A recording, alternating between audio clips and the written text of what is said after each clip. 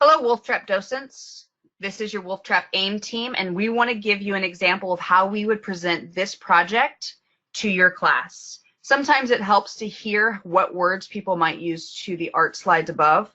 You will have your slide notes, and each slide has corresponding notes. You can find those notes linked on the PTA website. The presentation I'm about to give involves how I would teach this class to a group of students. I, however, do include some fun facts meant for older students in 5th or 6th grade. Please make sure you are taking into consideration your grade's age and how you would present it. Each month, we're going to give a way to help get students excited into the presentation. This month, you're going to notice a couple slides about Ninja Turtles. That's to help get everybody relating to somebody who lived so far ago. It's meant to be fun, it's meant to get the kids talking and to capture their attention. I hope you enjoy presenting this month's Wolftrap AIM. And here we go with today's presentation. Hello and welcome to the October Wolftrap AIM. This is the first of many Wolftrap artists in the making, and our vision of AIM is to create lifelong art lovers out of every student. Through the continued education of art masters, art history, and teaching of art techniques by using a variety of art mediums, AIM hopes to teach not only confidence in each student's artistic abilities, but also an appreciation of art wherever they see it. We have very exciting news. This year, at the end of the school year, on May 27th, we will be having Wolftrap's AIM art exhibition. It'll be from 6 to 8 in the Wolftrap cafeteria, and every Wolftrap student is invited to submit a piece of art. We encourage every student to either save a piece of art they create this year during AIM or create a piece of original art to submit and share at the art exhibition. There'll be a lot more information coming out about the art exhibition as it gets closer, but we want everybody to mark their calendar and get just as excited as we are about this exciting new addition to our art program. Now, on to this month's program. What do these guys have in common with art? I'm sure many of you have great ideas of what could, but the answer's pretty simple. Each of these guys are named after the 4 most famous artists from the Renaissance era: Michelangelo, Leonardo, Donatello, and Raphael.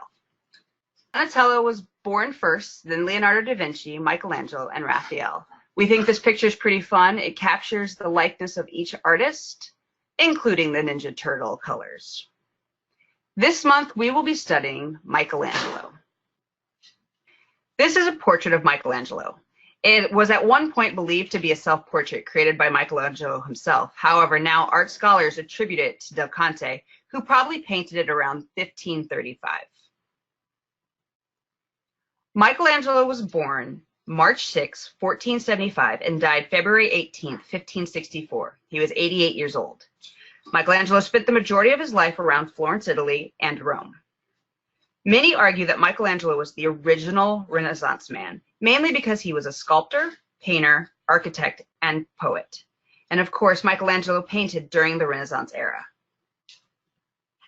The Renaissance era was important in art because it changed the way many artists created art. The Renaissance era took place between the 14th and 17th century across Europe. This period is mainly famous today because of its art and its artists.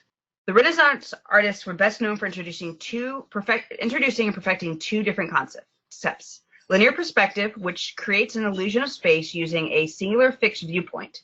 It's what makes things feel like it's far away in a two-dimensional picture. The other thing the Renaissance era was best known for was a revolution in realism. Artists during this time really studied the human body, both a skeletal and muscular structure, and started creating pieces that were absolutely realistic. Here is a sculpture of one of Michelangelo's earliest pieces. This is known as Head of Faun. Michelangelo was born to a family of small-scale bankers. His family was financially well off and in good social standings. Michelangelo's mother died when he was about 6 years old. And this is important because after Michelangelo's mother's death, he was mainly raised by his nanny and her husband. The husband was a stonecutter near a marble quarry that Michelangelo's family owned. This is where and when Michelangelo learned his love of marble and developed his early skills in sculpting. In 1490 and 1492, Michelangelo apprenticed in the Medici court. To be an artist in the Medici court was a very big deal, especially when you were as young as Michelangelo was. This is where Michelangelo started making a name for himself. Interesting facts about the head of fawn. This was originally supposed to be an exercise in sculpting in which he was to copy another piece. However, Michelangelo made his own changes to the piece, making it his own and impressing his teachers. It was sculpted out of marble when he was 15 or 16 years old. It's believed that this piece was what secured young Michelangelo the patronage in the Medici court. The court is where Michelangelo trained in his early years.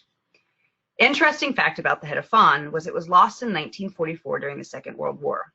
It was one of many pieces that was transferred and stored by Italian officials during the war, trying to keep it safe from bombings. However, the location of the art where it was stored was ultimately raided and stolen by Nazi officers. This piece has never been found. There, however, are plaster casts of the head of fawn that are still around, so the artwork is not fully lost. Here are some examples of Michelangelo's sculptures in marble. The first is an angel statue holding a candelabrum. It was created in 1494 through 1495, and it is a little over 20 inches tall. One of several angel statues carved by Michelangelo in the Basilica of San Domenico in Bologna. This is one of the pieces carved while he was still a relatively young known artist. Here's another example of his sculptures. This is the Pieta. It was carved in 1498 through 1499. It's in marble and it's over 68 inches tall by 76 inches wide. It sits in St. Peter's Basilica. This was the first in a number of Pietas created by Michelangelo in his lifetime. This piece of art is a part of a tradition developed of devotional images used as aids for prayer commissioned by the Catholic Church during the Renaissance era. The Pieta, however, was the first devotional scene done in marble. This was considered a very special work of art even in the Renaissance because at the time multi-figure sculptures were rare. Michelangelo claimed that the block of marble that he used was one of the most perfect blocks he ever used, and he would go on to polish and refine this work more than any other statue he created. In fact, this is the only sculpture Michelangelo ever signed. The Pieta was so successful that it helped launch Michelangelo's career unlike any previous work he had done. This is Michelangelo's David. It was carved from 1501 through 1504. It's 17 feet tall and in marble. It is stored in Florence. It's considered one of Michelangelo's greatest masterpieces. It is cut from one giant piece of marble. It was originally started by several other artists starting in 1464, but abandoned for one reason or another. Only a basic shaping of the legs, feet, and torso were carved in the original design. In 1500, the church went searching for someone to finish the very expensive piece of marble that had been sitting around. Da Vinci was consulted to finish the piece, but ultimately a 26-year-old Michelangelo was given the commission. The legs and bottom half of the statue are smaller than the top half of the body, giving the statue the correct perspective when viewing it from the ground. The statue was simultaneously revered and controversial in both Michelangelo's time and still today. While the original still is in Florence, Italy, a plaster cast of the David resides at the Victoria and Albert Museum in England. Here are some examples of paintings done by Michelangelo. This is the Sistine Chapel ceiling. It was done from 1508 through 1512. It is over 134 feet by 45 feet big, and it is a fresco. A fresco is an ancient method for painting murals that relies upon a chemical reaction between damp lime plaster and water-based pigments to permanently fuse the work into the art. Unlike paint that would fleck off art, this is there forever.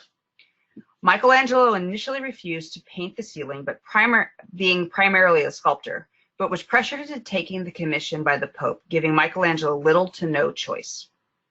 We like to joke that he was bullied and blackmailed into painting the Sistine Chapel. Painted by Michelangelo between 1508 and 1512 and commissioned by Pope Julius for the Sistine Chapel, just under 15 feet from the floor to the ceiling.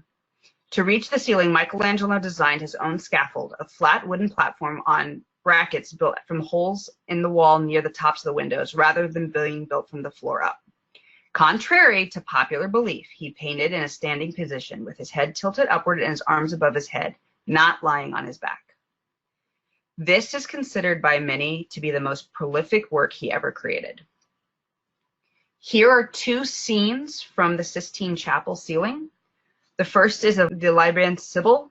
It is celebrated not only for its colors, but its sense of movement and strength. The second is the prophet Jeremiah scene. What makes this one really special is there's many scholars who believe that Michelangelo painted his own likeness into the prophet Jeremiah. Here's an example of the other great work created by Michelangelo. This is the Last Judgment. It is the Sistine Chapel altar.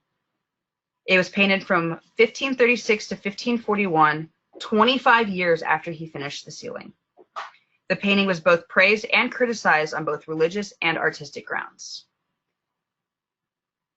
Here is what both the Sistine Chapel ceiling and Sistine Chapel altar look like together. The vast scale of both is awe-inspiring. We're not going to cover much of Michelangelo's architecture, but it is important to note that Michelangelo was commissioned for numerous architectural designs that were never realized. This is architectural design that was realized, St. Peter's Basilica. Michelangelo redesigned the dome to the church in 1457. When he died in 1564, the dome was not completed. The work, however, was continued and finished by Michelangelo's assistants. What do you think makes Michelangelo's art so famous? The answer? His realistic depiction of the human form. So, who in the room thinks they cannot be an artist because they think they cannot draw? Do you think your pictures look like this? How about this? What if I told you we could get your drawings to look like the one on the right? Maybe not like Michelangelo's, but the one on the right where it's a little bit more realistic. When a master like Michelangelo sat down to create something like the Sibyl, he didn't just start painting. He started with a sketch. And today we are going to start with a sketch too and teach how to draw the human form. Here is Michelangelo's study for Libyan Sibyl. This is a sketch done in red chalk on a piece of paper. It still exists today. It's actually in the New York City Met. Fun fact about this, when you flip over this sketch study, there's another sketch on the back in black charcoal. But you can see here that Michelangelo did not just start painting. He first sketched and studied what his form was going to be. We're going to do the same today. We're going to break the human form into eighths and understand exactly what goes where. Our supplies used today are graph paper, sketch paper, pencil, Sharpie, sponge, tempera paint, and a paint palette. And here is a basic breakdown of the project we're going to do. Trust me, we're going to study it a little bit more than just this, but we're going to give you this little graph so you understand. Thank you for listening to today's presentation.